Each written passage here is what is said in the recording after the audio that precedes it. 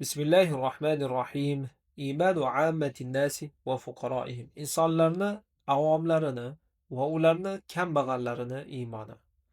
ولما يئس عيسى منهم وشاهد فيهم العناد والكفر ورأى أنهم قد جحدوا بما جاء به من آيات بينات ومعجزات باهرات استيقنتها أنفسهم واستصغروه لأنه لم يكن صاحب حول وطول أقبل على عامة الناس وفقرائهم.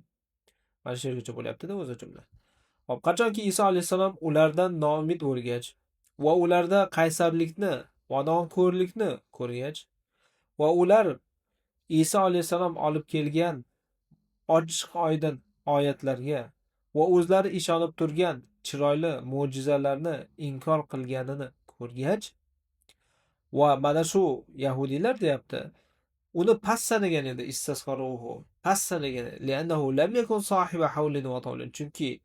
Chunki Iso alayhisalom havl degani kuch-quvvat, qudrat degani, tovl ham shunaqa. Demak, nima deymiz? Kuch-quvvat egasi bo'lmaganligi uchun deymiz. Chunki Iso alayhisalom kuch-quvvat egasi bo'lmagan edi, deyapti.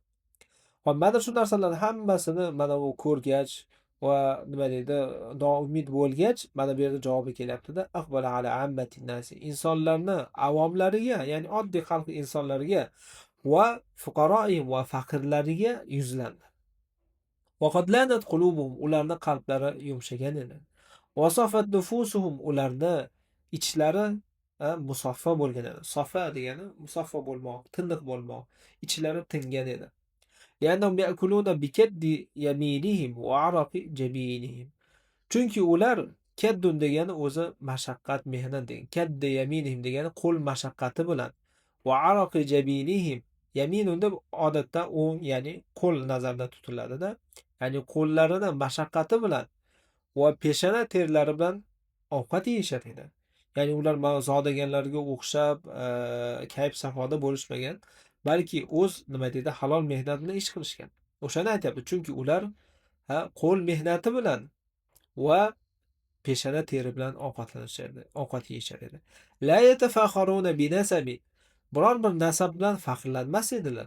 Va la yatatawaluna bi jahin va mansabin, va biror bir nima deydi, obro'y, mansab bilan o'zini baland ko'rsatishga harakat qilmas edi. Tatavala degani o'zini baland, uzun ko'rsatishga aytiladi. Fa abadat minhum toifatun, ulardan bir toifa iymon keltirdi.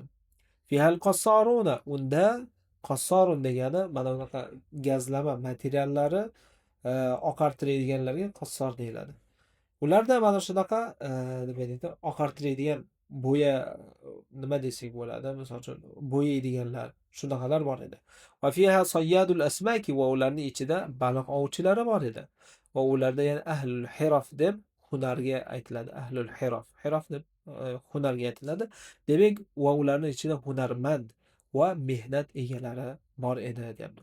Ya'ni shunaqa omma bo'lgan, ya'ni avomlardan oddiy insonlar, halol kasb qiladigan har xil toifadagi insonlar Iso alayhisalomga iymon keltirishdi.